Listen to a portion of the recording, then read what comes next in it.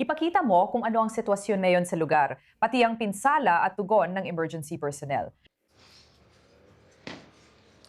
Oh, nangyari to ilang oras lang ang nakalipas o baka wala pang 2 oras. Gaya ng nakikita dito, isang bahay ang tinamaan ng bumagsak na rocket. Sa parehong pag-atake, mga 8 rocket ang pinakawalan. Lahat ng mga iyon o karamihan sa mga iyon ay na-intercept at isang rocket lang ang bumagsak sa lugar na ito at nagdulot ng matinding pinsala na nakikita natin. May isa ring babaeng nasugatan sa lugar na ito, isang 60 taong gulang na babae na nasa paligid. Siya ay nasa maayos na kalagayan. Sa pagkakaintindi ko, ito ay isang yoga studio. Narito ang guro ng yoga at nang makausap ko siya kamakailan lang, sinabi niya na dapat sana ay may klase siya sa mga oras bago mangyari ang pag-atake o bago mangyari ang insidente. At syempre, dahil sa pinsala ngayon, hindi na niya magagampanan ng kanyang trabaho. Tulad na nakikita natin dito, napakalaki ng pinsala at buti na lang isa lang ang nagtamo ng bahagyang sugat dahil sa insidenteng ito ngayong araw. Oo, ibig ko sabihin talagang kamangha-mangha yun kung ikukumpara sa laki ng pinsalang nakikita natin dyan.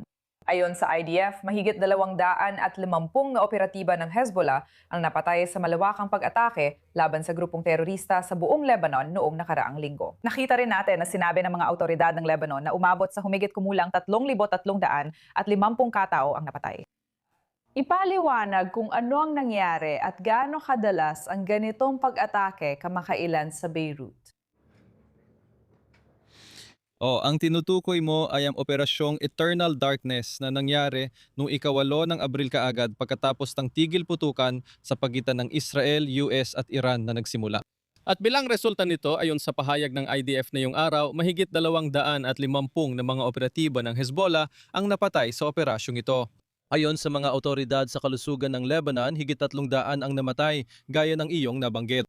Pero ayon sa IDF, ang karamihan sa kanila, sabihin na natin, ay mga operatiba ng Hezbollah. Hindi naman pinagkaiba ng mga otoridad ng Lebanon ang mandirigma at sibilyan. At ngayon, tungkol sa kagawaran ng kalusugan ng Lebanon, naglabas sila ng pahayag tungkol sa kabuuang bilang ng mga taong napatay simula noong nagsimula ang mga pag-atake o labanan noong Marso 2. At ang pinag-uusapan natin dito ay mahigit 2,000 katao, 2,089 na tao. Ang karamihan sa kanila, 1,670. Isang ay mga lalaki, 166 ay mga bata at 252 ay mga babae. Kaya sa kabuang bilang na ito, makikita rin natin na karamihan ay mga lalaki.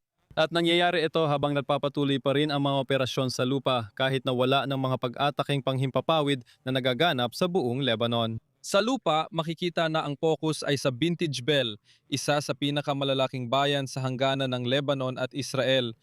At mukhang magpapatuloy pa ang operasyon sa mga susunod na araw matapos ang pagkubkob sa bayan na dating tinitirhan ng mahigit 30,000 katao.